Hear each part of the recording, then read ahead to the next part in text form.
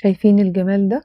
دي فتة البتنجان، أسهل وأحلى طبق ممكن تعملوه على السفرة خصوصا في العزومات. تنفع تتقدم غدا أو عشاء. الفتة دي يا جماعة بصراحة طعمها حكاية بجد لذيذة جدا.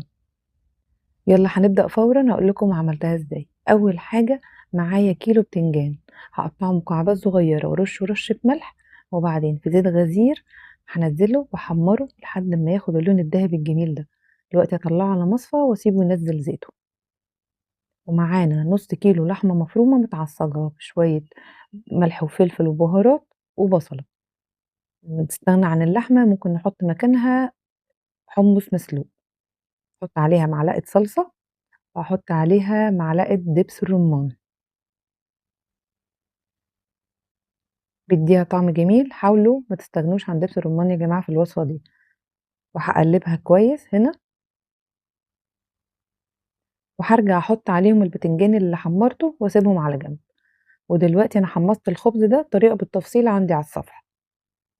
هحضر الصوص الزبادي. معايا 3 كوبايات زبادي، هحط عليهم 3/4 كوباية طحينة وربع عصير ليمون. وهحتاج كمان معاها شوية ملح، معلقة صغيرة، وفص توم. هقلبهم مع بعض. وانا هنا حبيت انعمها شوية او اخليها كريمي، فضربتها شوية بالهاند بلندر، طلعت احلى بصراحة. وهنا هبدأ ارص الفتة بتاعتي خلاص. في قالب مناسب هنزل باللحمة المفرومة والبتنجان. ده اول حاجة عندي. ترتيب حتى انتم ممكن تغيروه حسب ما بتحبوا، بس انا بفضل ده. وهحط عليهم دلوقتي الخبز اللي انا حمصته. قلت لكم الطريقة عندي بالتفصيل على الصفحة. انا فتحته وحمرته في الفرن بزبدة سايحة او سمنة سايحة، وقصقصته بالمقص مربعات صغيرة. بيطلع تحفة ومقرمش وجميل.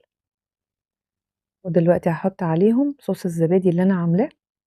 وخلّي بالكم بس وأنتم بتنزلوا عليه كده بشويش عشان ما نبوظش شكل الخبز المحمص اللي تحت. وأنا قصدت أسيب الأطراف شوية بس مكشوفة وأنا باحط، بس يدّي لون معانا في الفتة. والذواق طبعًا حسب الرغبة والمتاح. أنا حبيت أحط عليها الرمان بصراحة بيدّي قيمة غذائية وطعم وشكل، بيبقى تحفة. وشوية لوز محمص فوق الوش، ممكن بقى شوية بقدونس أو شوية شبت. وكل ده حسب الرغبة وحسب المتاح. جربوها وقولوا لي رأيكم إيه، وبالهنا والشفا.